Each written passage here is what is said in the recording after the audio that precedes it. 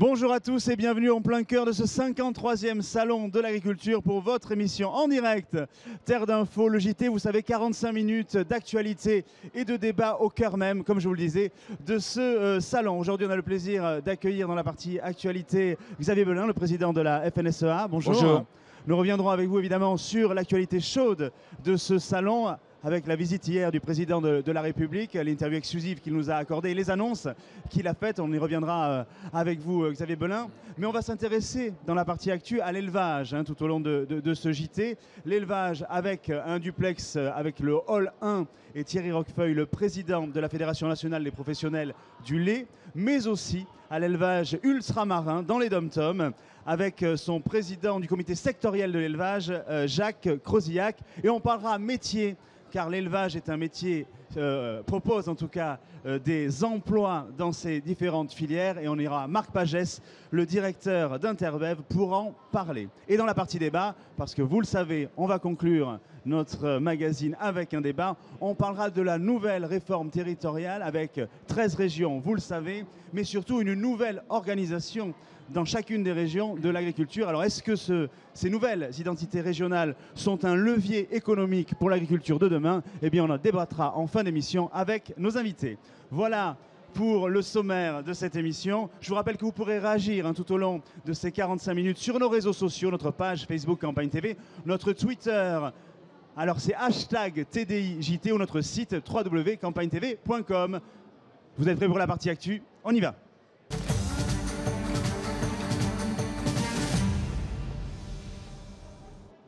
Partie actu avec vous, Xavier Belin, donc président de la FNSEA. Alors on l'a dit, ce salon a débuté, vous l'avez dit, les allées ont été un peu fraîches pour le président de la République hier. Il y a eu quelques actions, coups de poing hier par certains agriculteurs. C'est dire l'état d'esprit aujourd'hui qui est autour de cette nouvelle édition dans un contexte de crise qu'on connaît. Ça fait maintenant plusieurs mois que vous mettez la pression sur le gouvernement pour pouvoir répondre à cette crise structurelle. Comment vous avez-vous perçu j'allais dire, les différentes interventions des agriculteurs hier? D'abord, je voudrais dire qu'il y a un an, à ce même salon et sur ce même plateau, il y avait déjà eu un certain nombre d'expressions préventives en disant attention, ça va très mal dans les filières animales. Un an après, le constat est terrible. Non seulement ça n'a pas progressé, mais on a plutôt encore décroché, notamment sur les prix. Donc la question des prix aujourd'hui est au cœur des préoccupations des agriculteurs. C'est ce qui s'est exprimé hier d'ailleurs dans les allées. Alors j'avais prévenu le président, je lui avais dit oui, les allées seraient fraîches. Il l'a constaté lui-même. Je regrette d'ailleurs qu'il y ait eu un certain nombre de propos et de noms prononcés à l'égard du président de la République. La fonction doit être respectée, la personne également. Pour autant, je crois que ça a donné malgré tout, au fond, l'état d'esprit et en tout cas le questionnement, la colère, le désarroi que vivent les paysans. Et à travers ce salon, c'est aussi un moyen d'expression. Il faut travailler pour l'avenir. L'avenir, c'est en deux temps. C'est d'abord faire en sorte qu'on restaure justement des niveaux de prix suffisants, mais c'est aussi vis-à-vis de Bruxelles et vis-à-vis de notre propre capacité à retrouver de la compétitivité, être en mesure d'apporter des réponses concrètes au monde agricole. Alors justement, sur la question des prix, le président hier s'est engagé à ce que les prix d'achat aux agriculteurs soient étiquetés sur les différents produits. Est-ce que pour vous, c'est une décision qui va dans le bon sens? Nous demandons, nous, dans la loi de modernisation de l'économie qui a été réformée une première fois, qu'on appelle la loi Hamon maintenant, il y a 3 ans, nous demandions déjà à l'époque, et nous continuons à demander aujourd'hui, qu'au moins les coûts de revient des agriculteurs en amont soient intégrés dans les négociations commerciales. Aujourd'hui, cet indicateur, non seulement il n'existe pas, il n'est pas pris en compte, mais de surcroît, il autorise en quelque sorte dans ces négociations à faire fi du monde agricole. C'est-à-dire qu'on dit aux paysans aujourd'hui, voilà, la négociation, elle a donné tel résultat, on peut vous servir tel prix, débrouillez-vous avec ça. Ce que nous voulons, c'est renverser au fond l'ordre des priorités et dire, dans une négociation sur des prix alimentaires, il y a une partie agricole, ce sont les producteurs, ce sont les agriculteurs, il y a une partie transformation, il y a une partie distribution. Essayons de retrouver de l'équité entre tous ces maillons, mais surtout, essayons aussi de consolider la valeur tirée de ces filières alimentaires pour que chacun retrouve quand même la juste part qui doit lui revenir. Est-ce que vous êtes optimiste sur les négociations qu'il y a actuellement avec les distributeurs, parce que le président a laissé jusqu'au 29 février pour que justement cette juste répartition de la valeur soit effective? J'entends beaucoup de déclarations des patrons des grandes enseignes. Ce matin encore, l'une d'entre elles, on a envie de leur dire écoutez, vos déclarations c'est sympathique, mais vos acheteurs, vos commerciaux qui sont sur le terrain, ça ne se passe pas du tout comme ça. Tous les échos que nous avons depuis 2 ou 3 semaines maintenant, parce qu'on resserre évidemment l'échéance, c'est -5, -7, -9 par rapport au prix 2015. Rien ne justifie de telles déprises aujourd'hui. Donc il faut que là-dessus, non seulement les patrons s'expriment, il faut qu'ils vérifient que sur le terrain, leurs commerciaux sont dans les mêmes dispositions. Je ne suis pas sûr que ce soit encore le cas aujourd'hui. Alors, il y a d'autres politiques aujourd'hui dans ces allées de ce salon. Il y a Nathalie Kosciusko-Morizet qui est en train de le sillonner. Je vous propose de la retrouver en direct. Madame Kosciusko-Morizet, nous sommes en direct. Quelques mots, vous êtes arrivé au salon de l'agriculture, vous avez discuté avec quelques personnes. L'ambiance que vous ressentez aujourd'hui, c'est la crise. Est-ce que vous le ressentez vous-même également? Moi, je ressens à la fois, oui, une ambiance de crise et en même temps des éleveurs qui sont dans un grand esprit de responsabilité. Je dis ça parce que je pense que tout le monde a été très navré de voir ce qui s'était passé hier. Je pense aussi qu'il y a eu des effets d'entraînement. C'est-à-dire, j'ai le sentiment que ce n'était pas le souhait de la majorité des éleveurs et même de certains éleveurs qui ont participé, qui se sont laissés entraîner. Et aujourd'hui, moi, ce que je vois, c'est à la fois beaucoup de colère et en même temps le souhait de rebondir, le souhait de s'en sortir, le souhait de trouver des solutions ensemble. Mais pour ça, il faut aussi que le gouvernement se bouge. Moi, je ne cherche pas à jeter d'ailleurs la pierre aux uns ou aux autres. Mais ce que je dis, c'est que je suis sûre qu'avec la qualité, l'énergie, les terroirs qu'on a, on peut s'en sortir. Mais on a besoin, pour ça, que le gouvernement prenne vraiment le sujet au sérieux. Et je ne suis pas sûre... Le président de la République a fait des annonces hier. Oui, d'accord, mais je ne suis pas sûre qu'on ait par exemple un ministre de l'Agriculture qui soit à fond sur le sujet. On le voit bien, si vous voulez, à Bruxelles, il faut être là, il faut se battre, il faut... Vous savez ce que c'est, hein, quand on n'est pas là, qu'on n'est pas sur la balle, qu'on n'est pas bon, on ne réussit pas à atteindre ses objectifs. Retour donc sur le plateau de Terre d'Info, le JT. Xavier Belin, Nathalie Kosciusko-Morizet souligne un point quand même qui est important, c'est quel poids que la France peut avoir dans le concert des 28 pays européens, alors que la majorité d'entre eux sont quand même plutôt avec une vision libérale de l'agriculture qui n'est pas forcément la nôtre. Oui, d'abord, je voudrais dire que Mme Kosciusko-Morizet, aujourd'hui, dans l'opposition, fait un certain nombre de remarques et de réflexions. Tant mieux, je les prends en compte, mais elle a été aussi ministre dans un gouvernement précédent. Je ne suis pas sûr qu'elle n'ait pas participé, là aussi, à, en quelque sorte, un peu dégrader la fonction, finalement, le rôle que la France devait avoir en Europe. Je prends un exemple. Quand on parle des normes et des réglementations, on a vu que dans beaucoup de cas, la France avait surtransposé. Ce n'est pas depuis 3-4 ans, c'est bien plus ancien. Elle y a aussi participé. Quand nous regrettions, nous, par exemple, dans des comités ad hoc sur des tas de choses, sur la gestion de l'eau, sur l'environnement, de nous retrouver à 2 paysans face à 25 ou 30 fonctionnaires et puis autant d'associations de protection de l'environnement, on se dit mais où est le poids de l'agriculture dans tout ça? Donc chacun doit prendre ses responsabilités. Par rapport au poids de la France, moi je vais être très clair. Oui, la France reste aujourd'hui le premier pays, la première puissance agricole en Europe. Et ça lui confère des responsabilités. Je pense qu'au regard notamment de ce que nous sommes prêts à accepter vis-à-vis de la Grande-Bretagne, les discussions très difficiles sur les réfugiés, la France devrait dire aujourd'hui, on peut faire des efforts vers la Grande-Bretagne, vers cette question de la gestion des réfugiés, mais nous, on a aussi un sujet majeur. Ça s'appelle l'agriculture, son avenir. Est-ce que le président de la République peut aller jusqu'à mettre en balance, au fond, une solidarité européenne sur beaucoup de sujets, mais également sur la partie agricole? C'est la question que je lui pose. C'est ce que François Bayrou demande ce matin également. Mais il n'empêche qu'on sent bien que vous compariez l'agriculture aux migrants. Aujourd'hui, sur les migrants, on est en train de reconstruire des murs. Donc finalement, est-ce que la politique européenne telle qu'on la connaît jusqu'à aujourd'hui n'a-t-elle pas vécu finalement? J'en sais rien. En tout cas, ce que je vois, c'est qu'il y a beaucoup de distorsions d'un pays à l'autre.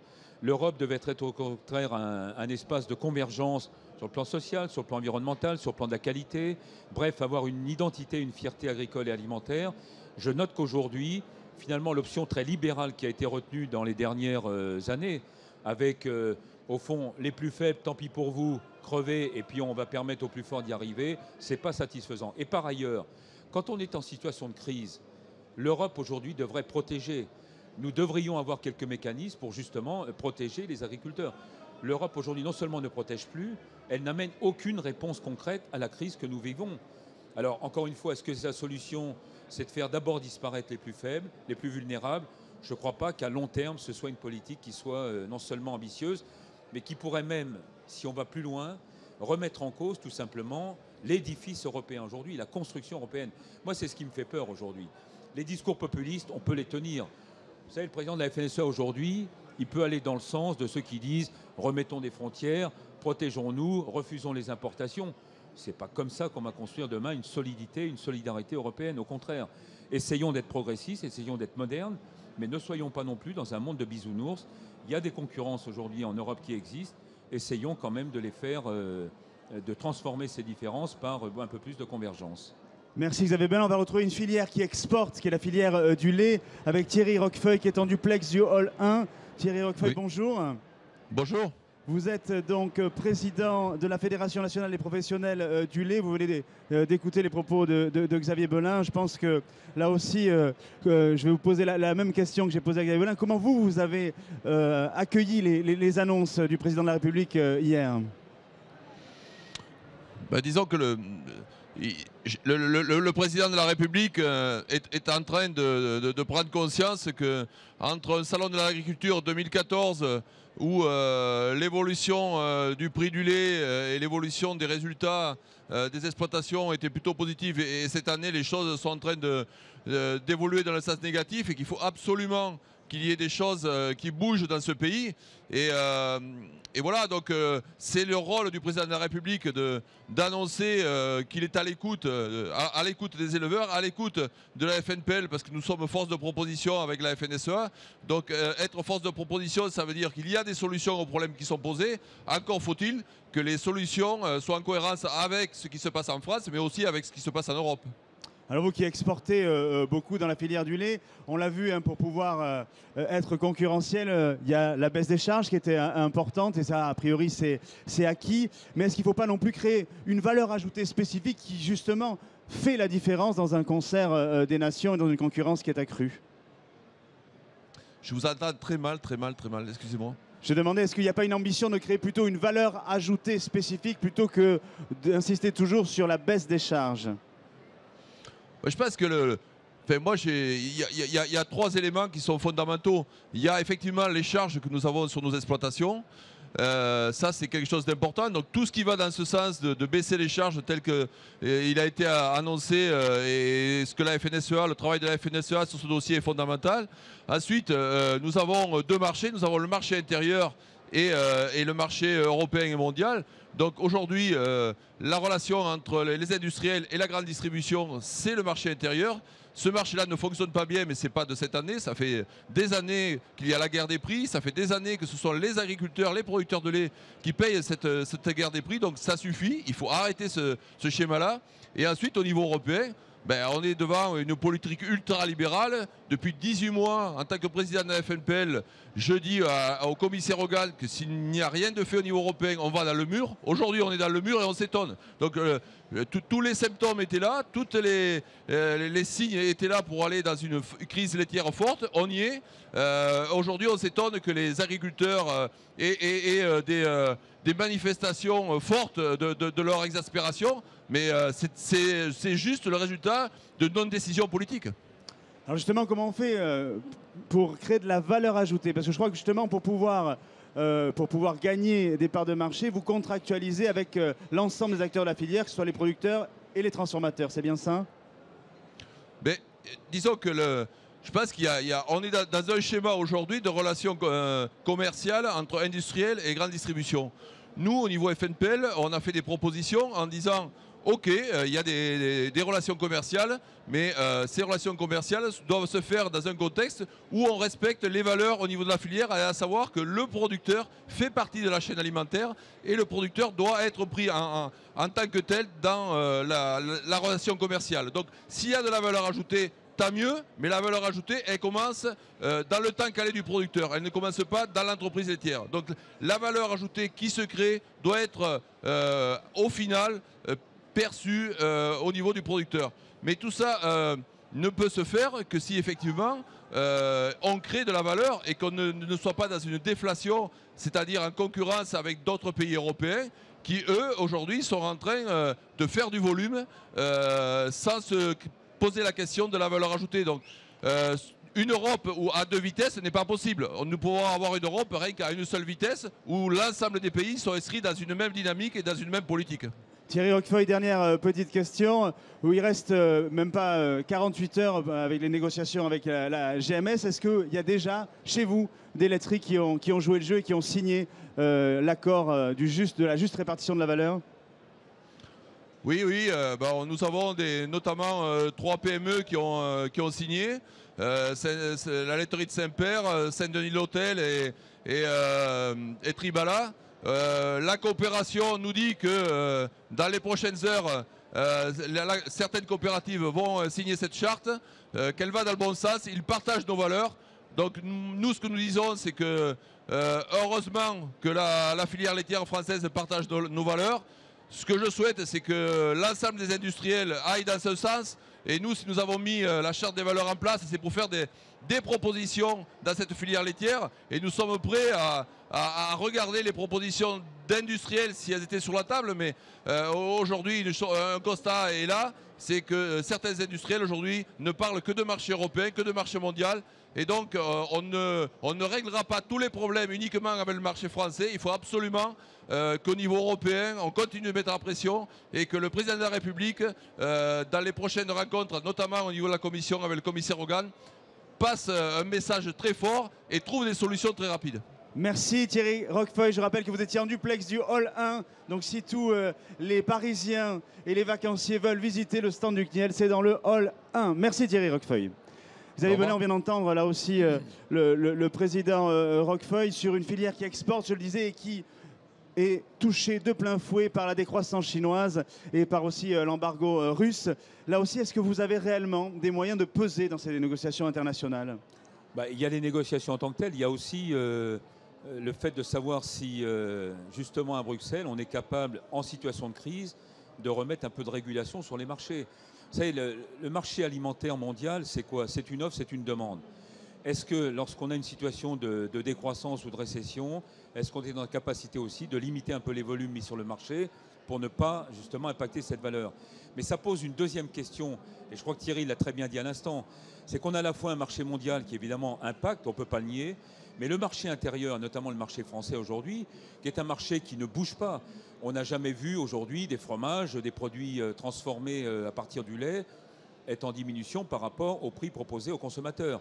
Est-ce qu'à partir de là, on peut construire par des formes contractuelles une relation stable et durable entre d'un côté un producteur agricole, un transformateur, une restauration hors domicile, une enseigne de distribution? C'est ça les sujets sur lesquels on veut se battre. Alors qu'on nous dise aujourd'hui, puisque le marché mondial descend, on descend les prix. Non. Si on le descend, c'est parce que l'entreprise en question, elle, est adossée uniquement au marché mondial. Mais la plupart de nos entreprises aujourd'hui ne sont pas adossées essentiellement au marché mondial. Donc il faut retrouver des équilibres. Pour autant, et je crois qu'il faut qu'on soit aussi conscient des faiblesses peut-être que nous avons, dans un marché européen à 28, on n'est pas dans un monde de bisounours. Je suis désolé de le dire comme ça. Si nos voisins demain performent, nous exportent leurs propres produits parce qu'ils ont moins 10, moins 15% de coût de revient que ce que nous avons ici en France, posons-nous aussi les questions en France de pourquoi nous sommes dans cette situation difficile. Donc c'est à tous les niveaux, Europe, État, mais aussi les partenaires de la filière et nous-mêmes en tant que producteurs. Je dois dire d'ailleurs que le faux débat aujourd'hui qui nous anime régulièrement et sur lequel je suis souvent invectivé, je défends les gros, non. Je défends de l'efficacité économique. Et quand je vois que dans un pays comme la France, on empêche aujourd'hui 3, 4, 5 agriculteurs de se regrouper pour construire une étable en commun, pour mener une porcherie ensemble, on est vraiment à côté de nos pompes, je suis désolé de le dire aussi brutalement, mais c'est la vérité. Donc soyons pragmatiques, nous avons une agriculture familiale que nous devons défendre, mais soyons efficaces dans nos outils économiques. Efficacité économique et contractualisation, c'est les deux mots qu'on retiendra là aussi de votre conclusion. Xavier Belin, vous êtes très pris, on vous libère. Merci d'avoir participé à cette émission. Alors on va continuer notre visite de l'élevage avec l'élevage ultramarin en compagnie de Jacques Rosiac. Bonjour. Bonjour dans le micro. Bonjour, vous êtes président du comité sectoriel de l'élevage de l'Odéadom. Alors il faut expliquer à nos téléspectateurs d'abord ce qu'est le comité. Le comité sectoriel de l'Odéadom, ça regroupe effectivement l'ensemble des agricultures des DOM. Effectivement, moi je suis le président, je le représente, j'entends leurs doléances et je les représente dans cette instance nationale. Voilà. Et vous êtes originaire de la Guadeloupe, c'est ça? Je suis originaire de la Guadeloupe éleveur et d'ailleurs je viens de descendre de l'avion, c'est pour ça que je suis un peu... En décalage très précis, horaire. en décalage Et horaire, en tout à fait. décalage horaire. Mais je suis producteur sur la Guadeloupe, multi-espèces, puisque moi j'ai fait le choix de produire pour nourrir la population localement.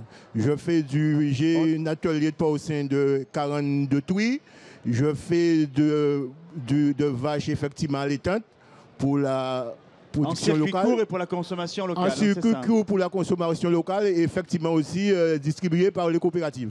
Alors si on parle justement des missions du comité sectoriel, justement, quelles sont-elles?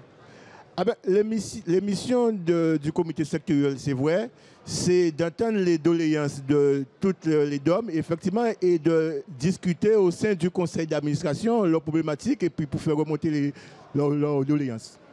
Mais vous pouvez accéder à la totalité du marché intérieur de votre île aujourd'hui ou pas? On a accès à la totalité du marché de nos îles. Par contre, on a une problématique d'ailleurs comme l'agriculture métropolitaine.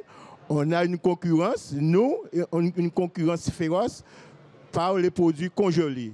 Parce importés alors? Importés d'Europe en fin de compte. Et là, les coûts de production ne sont pas pareils. Et puis là, on a une concurrence. Et ça nous empêche de nous développer. Mais il y a quand même des forces, je suppose, de cette diversification animale. On a des forces parce que c'est vrai que c'est une viande locale. C'est une viande très appréciée par le consommateur. C'est vrai, il y a un coût de production et le produit doit être rémunéré en fonction du coût de production. Et c'est vrai que nous, la problématique, comme je viens de vous dire, on a la problématique des viandes imports qui nous empêchent de progresser. Et je suppose aussi que ça permet de créer des emplois locaux également? Figurez-vous, ça nous permet de créer des emplois locaux, mais c'est vrai, il y a un frein pour installer des jeunes. Parce que je vais faire un rapprochement. Pratiquement, en tant que producteur porcin, on couvre 92% du marché du frais. Ce qui veut dire que nous sommes au taquet. On vend notre production à travers les carcasses ou à travers des viandes effectivement travaillées, découpées en barquettes. Mais si on veut gagner des parts de marché par rapport à l'import, il faut qu'on passe en produit transformé.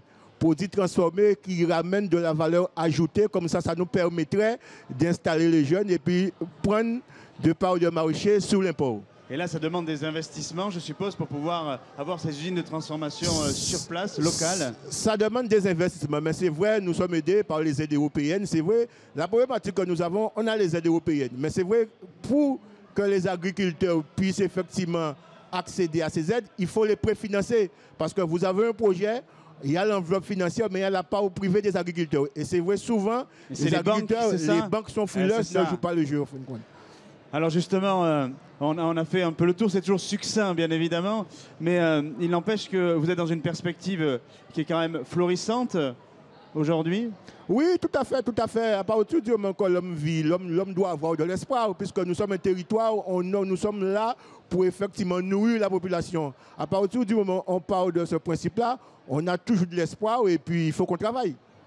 Alors vous qui êtes éleveur porcin, vous allez être sensible justement au duplex qui va suivre, puisque on va rejoindre l'association nationale interprofessionnelle du bétail et des viandes avec son directeur Marc Pagès. Bonjour. Bonjour. Donc vous aussi vous êtes dans le hall 1, je le dis pour les Parisiens ou les vacanciers qui passeraient par ce 53e salon de l'agriculture. Alors cette année, quelle est l'originalité de votre stand, du stand d'Interbev, Marc Pagès?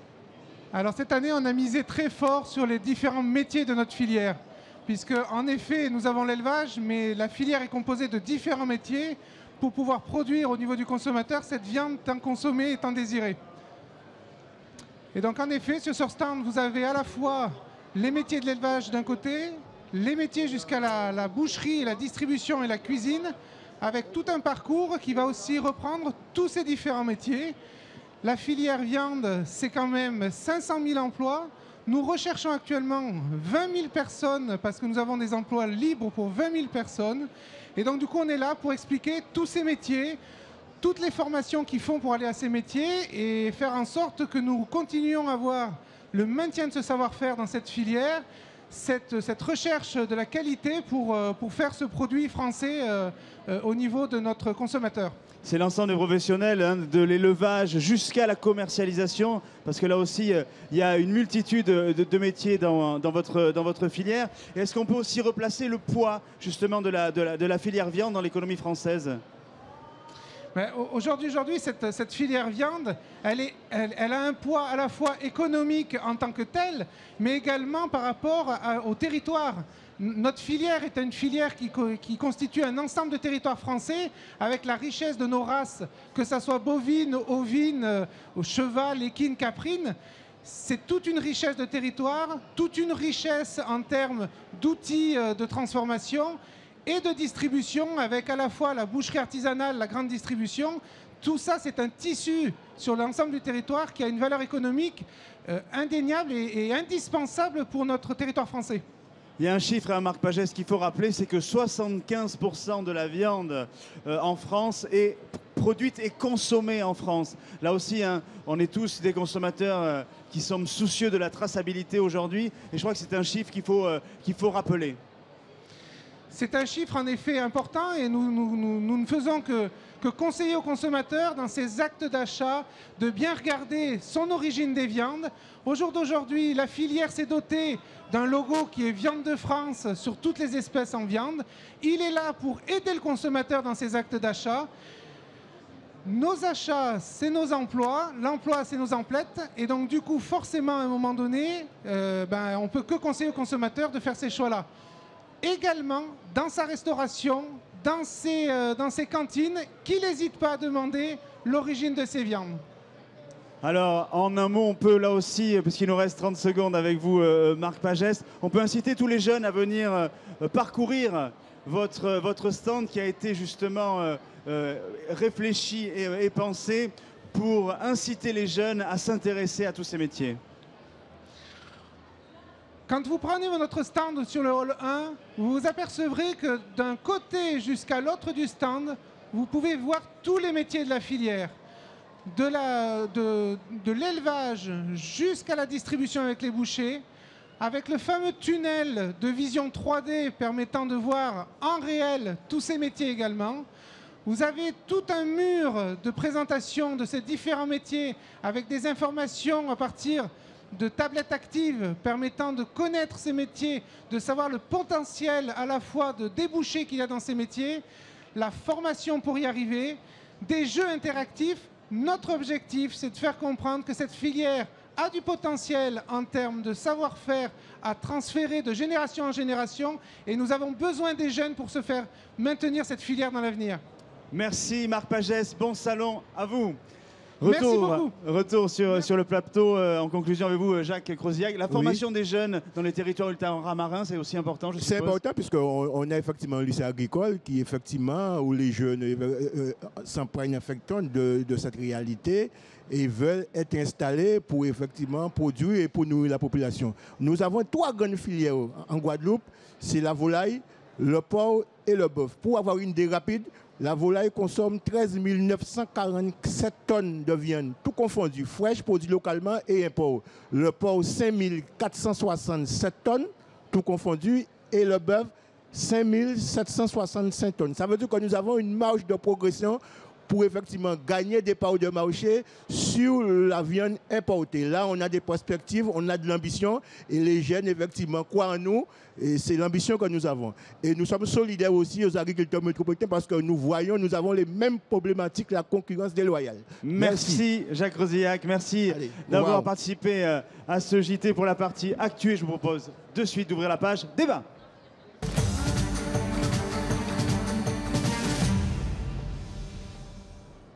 Ça y est, vous êtes habitués à une deuxième partie de ce magazine, le débat du jour consacré aujourd'hui à la réforme territoriale et justement aux perspectives pour l'agriculture dans ce nouveau découpage territorial en compagnie de nos 2 invités. Pascal Gaillot, bonjour.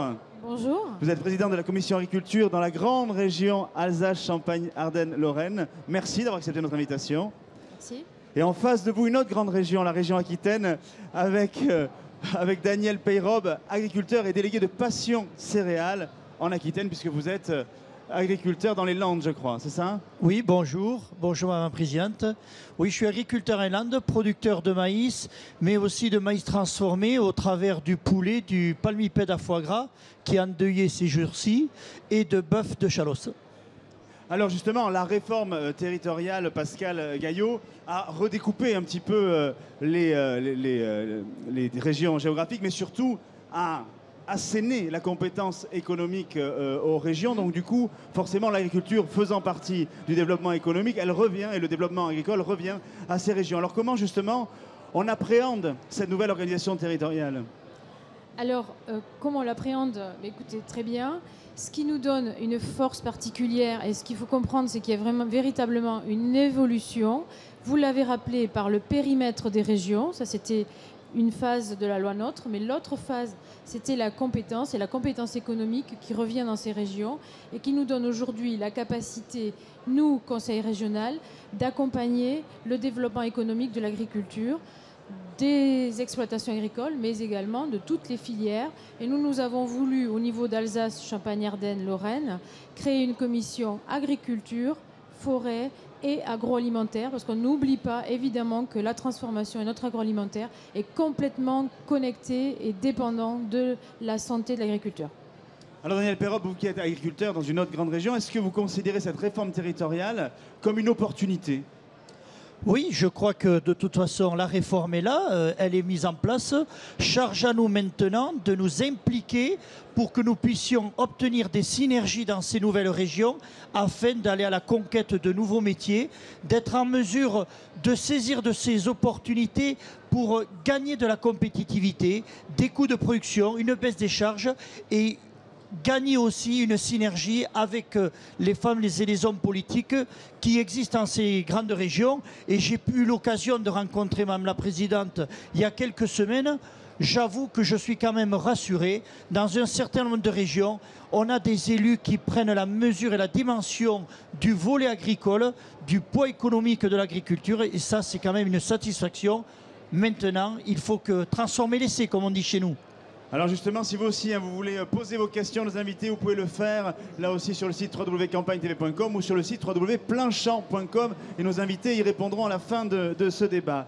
Madame Gaillot, justement, comment on construit une nouvelle stratégie, j'allais dire agricole, à l'échelle d'un département? Est-ce que c'est fédérer des filières au sein même de son nouveau périmètre? Est-ce que c'est créer des pôles de compétitivité pour justement relier des filières et construire ou contractualiser avec tous les acteurs des filières? Comment vous l'avez réfléchi au sein de votre région Alsace-Champagne, Lorraine-Ardenne?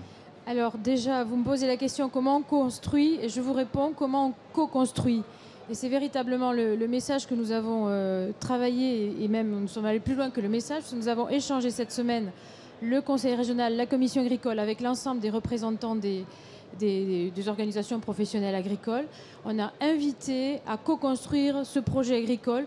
Ce n'est pas le Conseil régional qui va tout seul déterminer quelle est la politique agricole de cette région. Bien au contraire, on s'appuie déjà sur nos partenaires et on considère que tous les acteurs effectivement sont les premiers, les plus enclins à savoir donc ce qu'il faut faire pour développer cette région. On a même parlé de fabrication additive. Vous voyez, donc on est sur l'impression 3D, sur la position de couche, et on a véritablement envie de travailler comme ça. Ça, c'était pour la première partie de votre question. Maintenant, comment? Eh bien, tout simplement, en se disant qu'on va travailler avec les filières, toutes les filières, quelle que soit la longueur de la filière, de la vente directe, la filière courte, mais la filière longue également, jusqu'à l'export, avec la même ambition. On n'a pas l'intention de privilégier un modèle de commercialisation plus qu'un autre. On a l'intention d'accompagner tous les systèmes. Et nous avons un levier aujourd'hui économique. Nous avons un budget régional. Nous avons aussi en gestion les fonds européens, les fonds du deuxième pilier européen. Le fonds FEADER. Les fonds FEADER, que nous souhaitons consacrer au maximum à l'accompagnement, soit de la restructuration des filières pour celles qui sont les plus fragilisées, soit pour la structuration, la création de nouvelles filières, entre autres. Mais je crois qu'il y a même, dans votre grande région, qui est la première région céréalière du coup d'Europe, il y a même la notion d'essayer de créer des pôles de compétitivité par filière. Tout à fait. Alors, pôle de compétitivité, pas forcément par filière, non, parce qu'un pôle de compétitivité, par excellence, c'est une mise en réseau. Donc, nous ne souhaitons pas être par filière et verticaux, mais au contraire, très horizontaux, parce qu'il y a justement des complémentarités à mettre en œuvre dans cette grande région. Nous avons un pôle de compétitivité qui s'appelle Industrie et Agro-Ressources, lequel à l'origine était à cheval, je vais dire, sur Champagne-Ardenne et Picardie. Aujourd'hui, ces deux régions ne sont plus dans les mêmes grandes régions. C'est pas grave. On est en capacité de mettre en œuvre ce pôle de compétitivité de Lille à Strasbourg. Pourquoi faire? Pour mettre en œuvre tous les moyens de recherche et d'innovation au service des nouveaux débouchés. L'idée du pôle au départ, c'était les débouchés non alimentaires.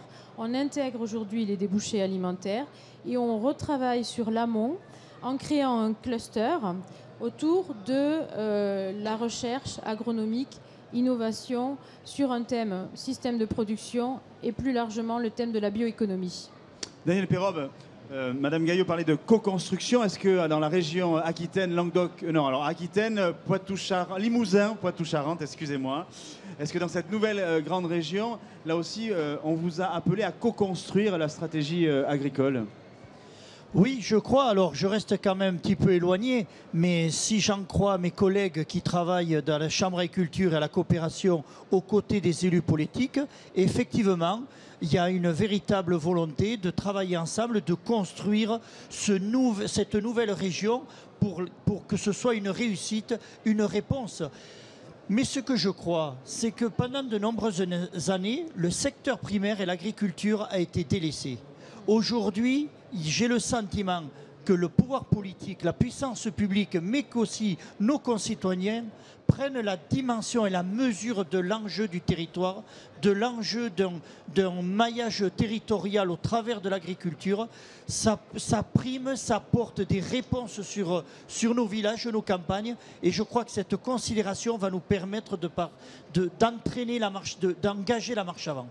D'autant plus si les régions ont les moyens financiers de pouvoir porter ces politiques agricoles, et notamment, c'est vrai, vous y faisiez allusion, que les aides du deuxième pilier de la PAC peuvent là aussi peuvent servir en tout cas à un développement compétitif et à retrouver une compétitivité pour les stratégies agricoles régionales en fait.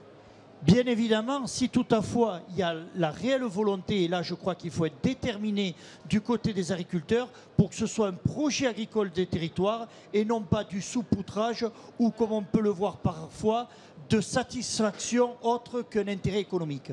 Alors on parle aussi d'identité parce que qui dit stratégie agricole régionale dit aussi nouvelles identités parce que Madame Gaillot là aussi entre l'Alsace et par exemple la Champagne-Ardenne-Lorraine, il y a des spécialités culinaires qui sont complètement différentes et différenciées jusqu'à aujourd'hui. Alors comment on essaie de recréer une identité suprarégionale à l'image de l'ancien périmètre et régionale donc aujourd'hui?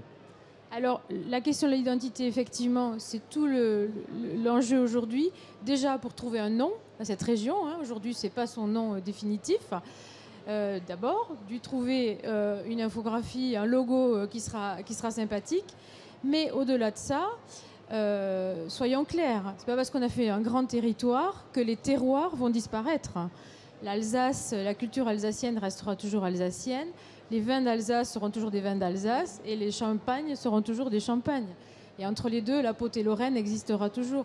Donc, c'est un véritable défi, effectivement, d'arriver à ce que chacun des terroirs puisse continuer à faire sa promotion, puisse continuer à vivre, et on veut même nous accompagner et insister pour que ces produits soient véritablement sur toutes les tables, parce qu'aujourd'hui ce qu'on observe, c'est que nos productions agricoles ne sont pas dans les territoires, ne sont pas forcément sur les tables déjà des habitants, des consommateurs, ne sont pas sur les tables de la restauration hors foyer, etc.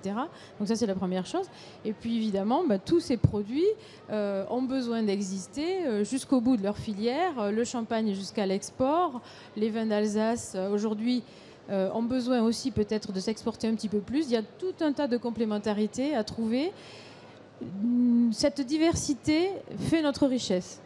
On peut citer le biscuit rose de Reims, puisqu'on en a parlé la dernière fois, la Madeleine de Commercy également. Et pour la région Aquitaine, avec Daniel Pérobe, entre la moule du Bouchot, le cannelé bordelais, finalement, comment on va essayer de recréer une identité? Tout simplement parce que c'est complémentaire. Quand on démarre un repas par une salade au foie gras accompagnée de maïs doux... Des Landes donc du coup. Des Landes du Sud-Ouest. et que l'on continue avec un bon poulet, une bonne pièce de bœuf ou autre, eh bien, il faut des cannelés, il faut des huîtres, il faut tous ces produits. Je crois que le Sud-Ouest, c'est la table de qualité, c'est la fine bouche, et nous avons les moyens et les possibilités, me semble-t-il, de véhiculer ça sur tout le territoire avec le côté terroir, festif et rubistique. Mais au-delà de ça, il faut pouvoir là aussi recréer une stratégie régionale de promotion des produits. Parce que c'est vrai que chaque région avait son agence de promotion. Maintenant, il faut évidemment scinder ces agences régionales. Comment ça peut s'opérer? Là aussi, est-ce que c'est sous une marque commune? Est-ce que c'est sous une marque ombrelle ou pas? Moi, j'ai le sentiment tout simplement qu'on a été capable dans les régions précédentes de le réaliser. Qu'est-ce qui nous empêcherait de pouvoir le faire dans ce périmètre-là? C'est une volonté des femmes et des hommes. Moi, je suis certain que lorsqu'il y a de la volonté, nous allons y parvenir. Et je ne vois pas, et je ne lis pas dans cette construction une opposition. Au contraire, je pense qu'il y a moyen de trouver une synergie en termes de communication et dans la provenance des produits et la présentation des produits. Pascal Gaillot, vous réfléchissez justement à une marque de territoire qui soit spécifique? Le premier niveau de réflexion, c'est le nom, de la région. Hein. Voilà. Et le président, hier, puisque nous avons fait appel donc, au grand public, et donc nous travaillons dans des groupes, parce que nous avons associé tous les citoyens à cette recherche de nom, le président Richert exprimait hier que finalement, rechercher ce nom pour cette région, c'était comme des parents qui recherchent le prénom de leur enfant. Vous voyez, c'est quand même fondamental. On se dit que c'est pour des années et des années, donc ce n'est pas neutre. Ça, c'est le premier niveau. Et l'identité pourrait effectivement découler de ce nom. Alors on va prendre les questions des internautes, celles que vous nous avez posées sur le site www.pleinchamp.com, sur le site www.campagnetv.com, sur nos réseaux sociaux, notre page Facebook ou notre Twitter, #TDIJT. La première question est une question de Sylvie, qui vient d'Aquitaine. Tiens justement, Daniel Pérobe. Le monde agricole ne risque-t-il pas d'être encore moins représenté dans ces nouvelles grandes régions? Je ne crois pas, d'une part parce que nous avons deux autres régions avec lesquelles il y a un poids agricole qui est quand même très important, des femmes et des hommes qui sont déterminés, volontaires. Non, je n'ai pas peur de cela. Le périmètre aquitaine dans lequel nous étions auparavant, on pouvait craindre ces mêmes difficultés et on a su les surmonter. Il n'y a pas de raison que nous n'y parvenions pas cette fois-ci. Allez, on prend la question suivante parce qu'on m'a dit qu'il y en a eu beaucoup sur les réseaux sociaux. Yves de Bretagne pose la question pragmatique suivante. Ne faut-il pas craindre une augmentation des impôts locaux dans ces nouvelles grandes régions? Pascal Gaillot. Alors, je ne vois pas en quoi cette question est liée. Non, au contraire. Si nous sommes en capacité de jouer les complémentarités et de faire actionner pleinement l'objectif de la loi NOTRe, qui était quand même de simplifier, d'éviter le millefeuille, etc., nous devrions être en mesure de ne pas encore appuyer sur les impôts locaux, mais au contraire, avec les moyens certes se diminuant, faire un effet levier et pouvoir être plus efficient et plus compétitif. Autre question, une question de Vincent du Jura. Est-ce que ça va changer quelque chose pour les produits sous signe de qualité régionale? C'est vrai qu'il y a beaucoup d'AOP, d'AOC. Est-ce que ce nouveau découpage peut changer quelque chose sur vos foie gras, par exemple, Daniel Pérobe? Ben, écoutez, a priori non, puisque nous sommes une région où nous avons mis en place les premiers signes de qualité. Je rappelle le poulet des Halles de 0165, 1965. Il existe toujours dans ce périmètre. La preuve, c'est que déjà les coopératives avaient raisonné nouvelle région au travers des volailles fermières du Sud-Ouest, ont déjà organisé pour faire gagner de la compétitivité, compresser des charges. Non, je pense que là, si on a la volonté là aussi, il n'y a pas de raison. Mais ce que je crois et ce qu'il faut impérativement gagner comme pari, c'est cette synergie qui va nous permettre d'être plus performants et de faire des économies. Il ne faut pas que ce soit un rêve, il faut que ce soit qu'on obtienne des actes et du concret là-dessus. Et je pense que le souci de la puissance politique régionale, elle sera là et il faut y veiller et les accompagner. Merci Daniel Pérobe, merci Pascal Gaillot d'avoir participé à ce débat. Et nous on se retrouve dès demain en direct 12h15 pour le prochain JT Terre d'Info. En direct de ce 53e Salon de l'Agriculture. À demain. Au revoir.